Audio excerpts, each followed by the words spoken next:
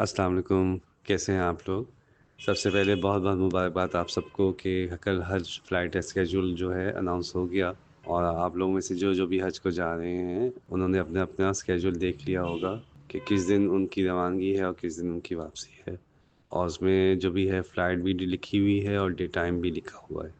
चूँकि बहुत सारे लोगों का फर्स्ट टाइम एयरप्लेन से सफ़र है, तो मैंने सोचा क्यों ना एक ऐसी छोटी-सी वीडियो अपलोड कर दूँ ताकि आप लोगों की सहूलत हो जाए कि जो टाइम लिखा हुआ है आपके फ्लाइट शेड्यूल में वो आप सही-सही समझ लें। सबसे पहले आप ये समझ लें कि अंग्रेज़ी तारीख़ किस टाइम पे चेंज होती है। तो आप ये नोट कर लें कि रात 12 बजे जैसे ही बजते हैं, तो नेक्स्ट डे पे आप चले जाते हैं। आप लोगों की सहूलत के लिए मैंने एक चार्ट बनाया है जो आप स्क्रीन पे देख सकते हैं, इससे आपको समझने में बहुत आसानी होगी। एक मैंने तारीख़ रखी है 25 अप्रैल की।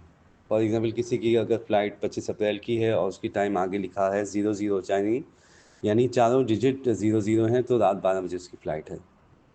00:30 लिखा है तो रात 12:30 बजे है। 1 लिखा है तो रात 1 बजे।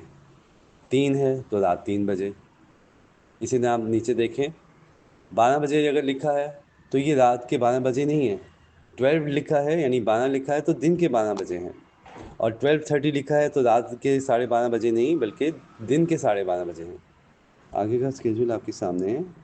13 का मतलब है दिन के 1 बजे फ़्लाइट है, 14 का मतलब 2 बजे, 15 का मतलब दिन के 3 बजे, 16 का मतलब शाम 4 बजे, 17 का मतलब शाम 5 बजे, 18 का मतलब शाम 6 बजे, 19 का मतलब शाम 7 बजे, 20 का मतलब रात 8 बजे, 21 रात 9 बजे, 22 का अगर लिखा है तो रात 10 बजे, 23 लिखा है तो रात 11 बजे, 23:30 पे लिखा है तो रात 11:30 बजे है।